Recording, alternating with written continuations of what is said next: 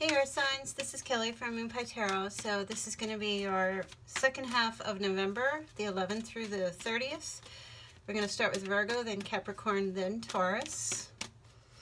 This is going to be for Sun, Moon, Rising, and Venus. Okay, what are the energies? First we're going to start with Virgo. Okay, heart-to-heart conversations, Virgo. Honestly discuss your feelings with each other. So, you know, I know these cards sound so cliche, but I think it's time to have a talk with someone. Whoever it could be. This could be a friend if you don't have anyone in, you know, your periphery. This could be a lover, someone you're dating.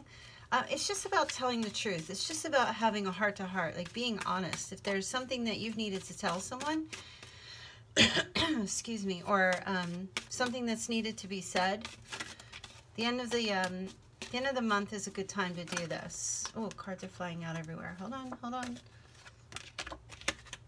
Okay, let me pull a couple of cards here and see what could be playing out for Virgo. Okay, yeah, the moon. It's time to shed light on a situation, or someone might be having a heart-to-heart conversation with you. Some of you could be dealing with a Pisces, picking up another Cancer, or it's just you. I feel like it's time to open up a little bit and tell the truth to somebody, or at least let some information shed a little bit of light on something. I'm seeing a new beginning here because of that.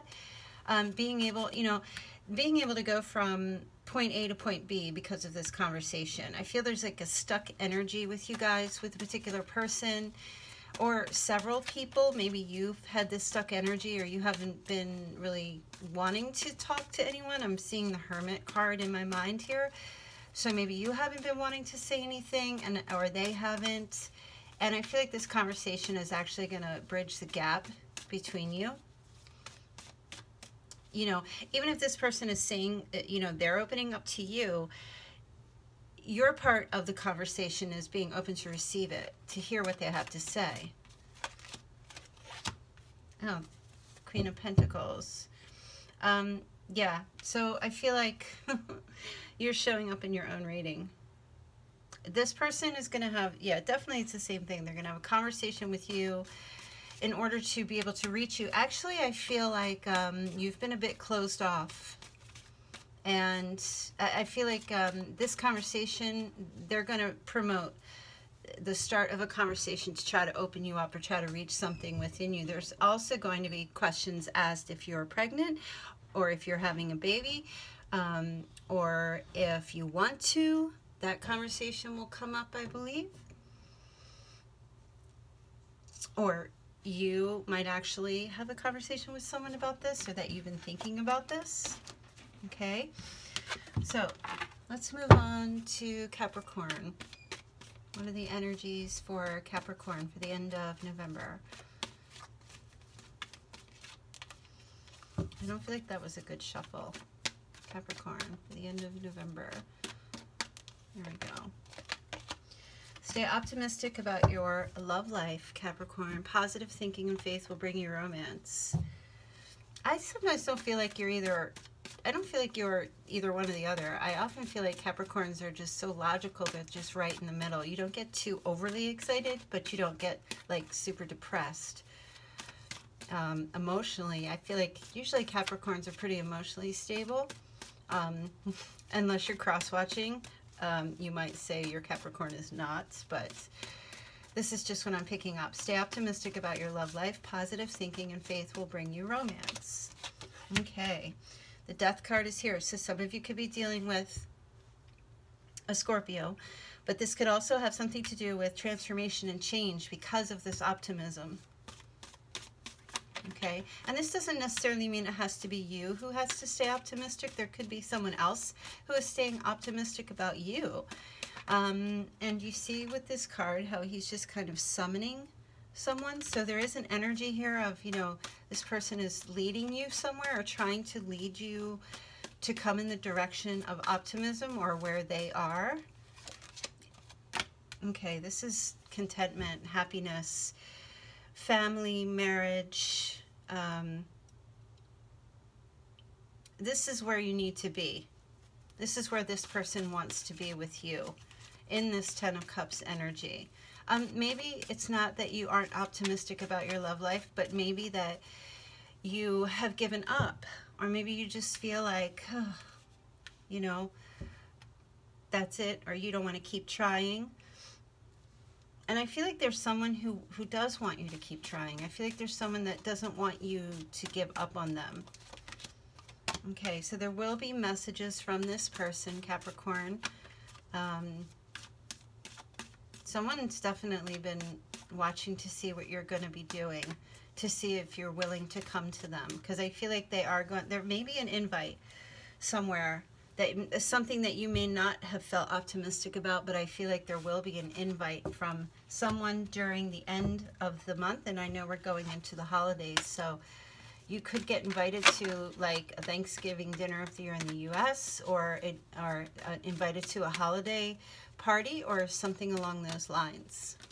And it's for you to stay optimistic about that. If you were worrying that you weren't going to be, I feel like you will be. And try to just stay positive about it. Okay, so let's move on to Taurus. What is the energy for Taurus? I sound like I'm out of breath, and it's because I'm like talking too fast. Okay, Taurus. Energy for Taurus. Unrequited love. There's not enough chemistry or attraction to keep this relationship going. Okay, so that could either be you or the other person. Some of you may meet someone thinking that they're all this and all that, and then, you know, prior to meeting them thinking that, and then when you actually meet them, if it was an online thing, you may, or you've been chatting on the phone before meeting, it may actually turn out to be like, oh, you know, they might think that way about you. Not that either one of you are not attractive or anything, but it may turn out that it's like, well, I mean, everything's great about you, but you do this thing with your eye, and I really just can't, I just can't look at you in the face and not take you, I can't take you seriously because you have this weird thing with your eye that I never noticed, that I couldn't notice because we were on the phone. So it could be something like that.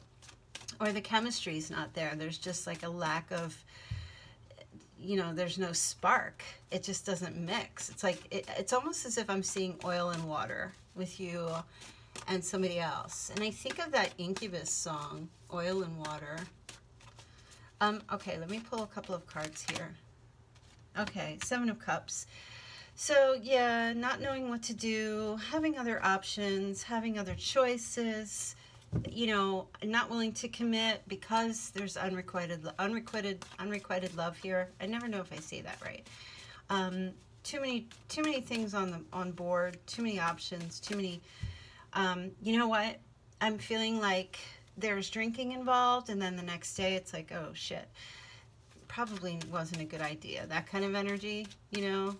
You looked great when I was drunk, but now I'm sober, it's the next day, I have a headache, don't call me anymore. That kind of energy, right? It could be you doing that. And so the 6 of Swords, like basically getting out of the situation. So, you know, if you guys are out drinking during the holidays or at the end of the month and you meet someone, you know, just try to be, I mean, if you need to go out and have fun, go out and have fun. But don't stay if there's no chemistry there or nothing going on there. Okay, look, all these cards are just pointing right to that. The 4 of Cups is like, nah, I'm not interested in the love offer. I'm just not feeling it. I'm just not digging you. It's that kind of energy playing out, right? Okay, Taurus, that was fun. That's your love reading. I'll see you guys December. Take care. Bye.